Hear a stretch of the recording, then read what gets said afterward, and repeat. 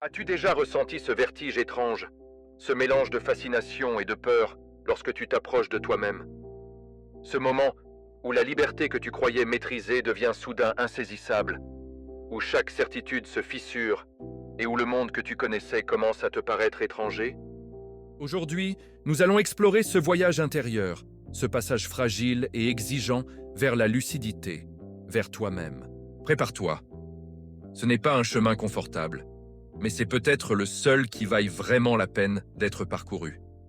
Il arrive un moment dans la vie où la liberté, que l'on croyait être la plus belle des conquêtes, se transforme soudain en vertige. Non pas un vertige qui te pousse à reculer, mais un vertige qui te montre que tu touches enfin ce que tu es réellement. Chaque pas vers toi-même ouvre une brèche. Et dans cette brèche, des forces inconnues s'engouffrent. Des souvenirs, des désirs, des peurs, des fragments oubliés de toi que tu n'avais jamais osé affronter. Plus tu avances, plus l'architecture intime de ton existence tremble. Ce n'est pas la fin, ce n'est pas un effondrement, c'est une transformation. Ce que tu croyais stable commence à se réorganiser. Les habitudes, les croyances, les gestes automatiques ne suffisent plus. Tu commences à percevoir ce que tu avais ignoré, ce que tu avais volontairement mis de côté pour survivre. Il existe un instant presque imperceptible où la lucidité cesse d'être douce. Elle devient brûlante. La vérité ne réchauffe plus, elle révèle ce qui était caché. Les illusions, ces couvertures qui rendèrent le monde supportable, disparaissent. On croit toujours vouloir la vérité, jusqu'au moment où elle arrive et nous laisse face à notre propre fragilité. Dans cette lumière crue, tout ce qui semblait solide commence à se déliter. Les croyances que tu répétais, les rôles que tu jouais, les compromis que tu faisais, tout est remis en question. Même les liens les plus chers prennent une nouvelle couleur. Ils continuent de te soutenir, mais ils te renvoient à des versions de toi que tu n'es plus. Ils te rassurent, mais parfois ils t'enferment.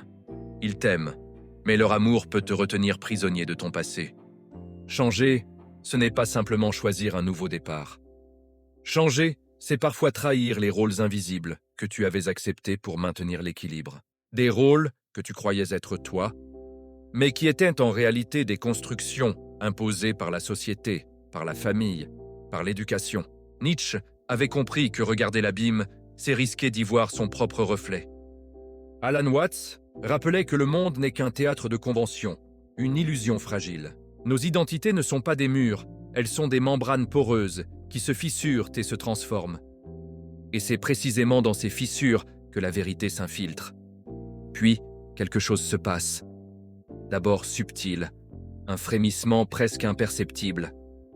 Puis la réalité semble glisser, se dédoubler. La ville est la même, les rues n'ont pas changé. Mais toi, tu n'es plus le même observateur.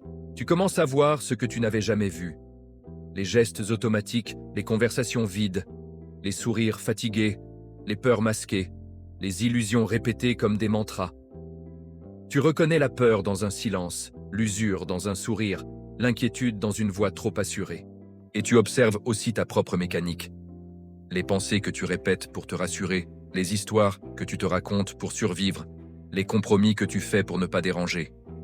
Cette vision te secoue, pas brutalement, mais comme une marée lente qui te soulève, te décentre, te déloge de ce que tu croyais être ton centre. Autour de toi, rien ne semble changer. Pourtant, les autres cherchent à maintenir l'ancien ordre. Ils te rappellent la prudence, la normalité, le raisonnable. Ils veulent te comprendre, mais ils te renvoient vers des catégories qui ne correspondent plus à ce que tu deviens. Tu réalises que ton évolution, même silencieuse, révèle la fragilité de leur propre certitude. Alors tu doutes. Tu te demandes si tu ne t'égarais pas, si ce mouvement intérieur n'est pas une erreur. Tu repenses à la simplicité du sommeil, à la douceur des illusions. Il y avait une chaleur, une densité rassurante dans le fait de ne pas voir. Mais on ne peut pas désapprendre ce que l'on a vu. On ne peut pas refermer les yeux après avoir perçu la fissure. L'éveil n'est pas un triomphe.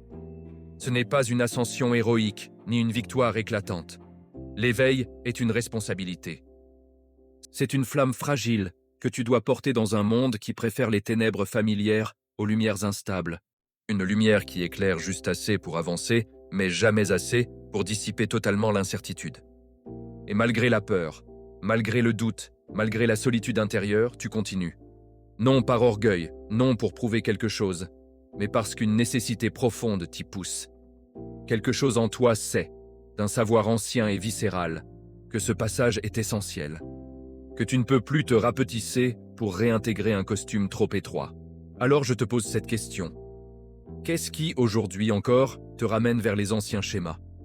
Est-ce la peur de décevoir ceux que tu aimes, l'attachement à ceux que tu connais? Ou est-ce une part oubliée de ton histoire, une blessure ancienne, qui réclame enfin ta présence? Tu n'es pas en train de t'égarer, tu es en train de te trouver. Et cela demande une force immense. Continuer n'est pas facile, mais c'est peut-être la seule voie qui te mène vraiment vers toi-même. Tu l'as compris, l'éveil n'est pas un triomphe, mais une responsabilité. Ce voyage vers toi-même est fragile, parfois douloureux, souvent solitaire. Et pourtant, continuer est inévitable. Parce que ce passage n'est pas une option, c'est une nécessité. Alors prends un instant pour te demander, qu'est-ce qui te retient encore dans l'ancien monde? Qu'est-ce qui t'empêche de devenir pleinement toi-même? La réponse à cette question pourrait bien changer ta vie et la manière dont tu marches à travers le monde. Et voilà, nous y sommes. Ce moment où je te demande ton aide avec une pointe de sarcasme philosophique. Si ce contenu t'a aussi éveillé, laisse un like et un commentaire juste en dessous. Dis-moi si toi aussi tu as ressenti cette connexion. Et bien sûr, abonne-toi à la chaîne, car ici, nous ne cherchons pas un public, mais de la compagnie pour réfléchir.